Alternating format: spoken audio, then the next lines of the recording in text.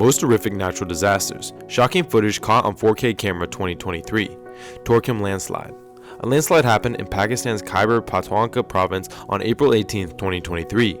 The landslide, which buried more than 20 trucks and resulted in at least 7 fatalities, including 2 Afghan nationals, as well as a dozen more who are believed to be trapped, was caused by a thunder and lightning storm. As a result of the incident, the Torkham crossing, an important border crossing between Pakistan and Afghanistan, was closed. The Torkham crossing, a crucial trade route between Pakistan and Afghanistan, facilitates the movement of people and goods between the two countries. The Torkham highway, which connects Baltistan with Islamabad, is another crucial route for traffic. The Khyber Pakhtunkhwa Disaster Management Authority reported that at around 2 a.m., a landslide on the main road leading to Torkham border crossing between Pakistan and Afghanistan reportedly crushed 15 to 20 cargo cars. Between the two countries, connection, trade, and transportation have all been significantly impacted by the incident. Big equipment including 12 ambulances, 3 recovery vehicles, 4 fire vehicles, and 3 big excavators were used in the rescue operation. In addition to expressing his sympathies, Prime Minister Shehbaz Sharif ordered officials to expedite the rescue effort and open the route to traffic as quickly as feasible. The Torkham border area is vulnerable to landslides. The Khyber Pass, a constrained mountainous passageway, contains the Torkham border, a point of transit between Pakistan and Afghanistan. The area is prone to landslides, rockfalls, and other types of slope instability because of its steep slopes and unstable geological formations. Heavy rains, earthquakes, and human activity like construction and excavation all contribute to an elevated danger of landslides in the Torkham border region. In this area, landslides have the potential to seriously harm infrastructure, obstruct travel, and endanger human life. Landslide risks have also been reduced in the Torkham border region through the building of retaining walls, slope stabilization techniques, and drainage systems. Landslides still pose a serious threat to the area, therefore it's critical for both individuals and communities to be aware of the dangers and take the necessary safety measures. Wildfires in Alberta. This is a fascinating addition to our list because it is still going on, but the way it's raging is horrifying. The ongoing 2023 Alberta wildfires have scorched 390,000 hectares of land in the Canadian province of Alberta. There are 88 active wildfires around the province as of May 9, 2023. Over 29,000 individuals have been evacuated as a result of orders to leave several areas. The province of Alberta proclaimed a state of emergency on May 6th. In Alberta, there are presently 13 notable wildfires. The districts of Edson, Grand Prairie, High Level, Rocky Mountain House, Slave Lake, and Whitecourt are affected by these fires. The EWF 031 wildfire in the Edson district is about 14 kilometers southeast of Edson and is out of control and has gotten big enough to require evacuation orders for Yellowhead County residents. The threat from the fire still exists for Edson and other adjacent towns. 4 helicopters, 2 groups of dozers, and air tank support are being used by Alberta Wildfire as a response. The current active fire area is 192,545 acres or 77,920 hectares. WCU 001, a second out-of-control wildfire in Edson, is now scorching an area of 8,586 hectares or 21,216 acres. As it travels further west, the wildfire spreads parallel to Alberta Highway 16. For this blaze, Alberta Blaze and Parkland County are collaborating. For this wildfire, 59 firemen and 14 pieces of heavy equipment were used. The Deep Creek wildfire, now known as WCU 002, has an active area of 2,400 hectares, 5,931 acres, and is categorized as out of control. In order to combat the blaze, Yellowhead County and Alberta Blaze are still working together. In the vicinity of Edson, uncontrolled smaller wildfires include EWF 035, EWF 037, EWF 049, EWF 040, and EWF 041. Air tankers are fighting these wildfires to stop their spread. Grand Prairie Forest Fire. The 1,720 hectare GW4017, which is 6 kilometers west of Valley View, is currently regarded as out of control. There are now road closures in the region. The local municipal structural protection is assisting with the firefighting. Additionally, GWF 019, which is 50 kilometers south of Grand Prairie and has a burning area of 10,000 hectares, is out of control.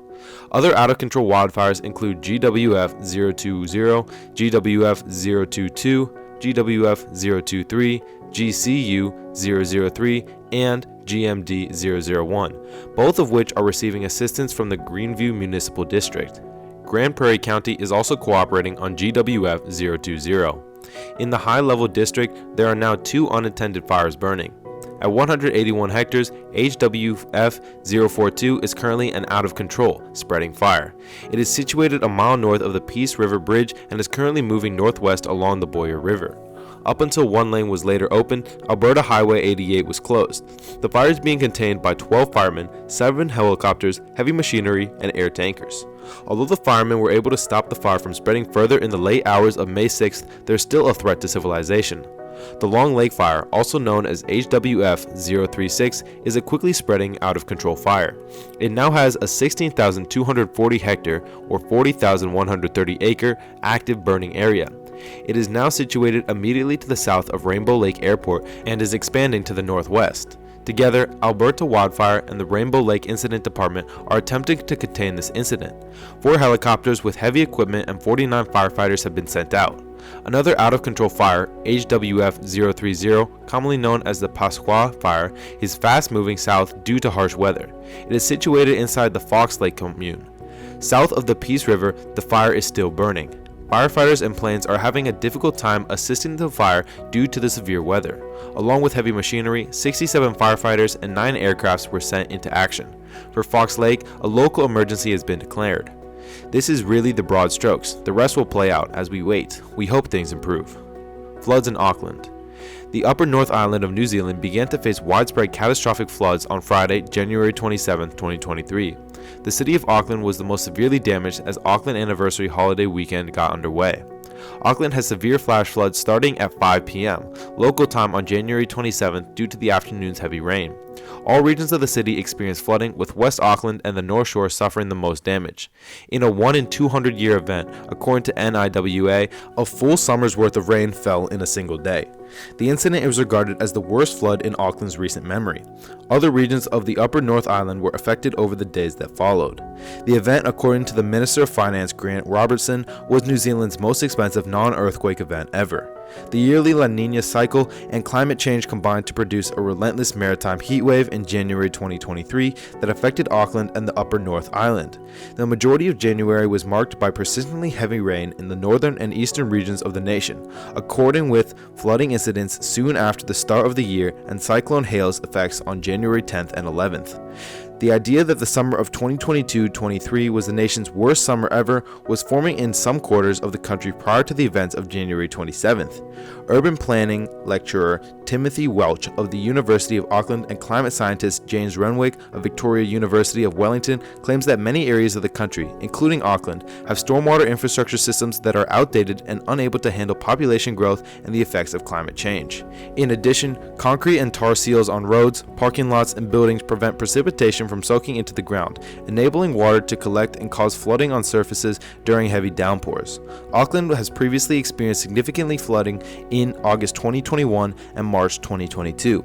On January 27th, there were 4 fatalities, 2 drowned in Wairau Valley of the North Shore, 1 was killed in Remuera after slipping, and 1 drowned in Wanwero in the Waikato region, forcing thousands of people to leave their homes.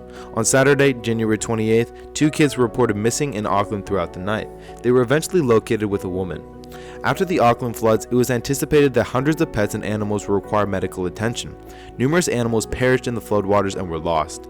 Numerous people were evacuated on Saturday, January 28th as a result of significant flooding in the Waitomo district in the Waikato region, especially in and around the town of Te Kiti.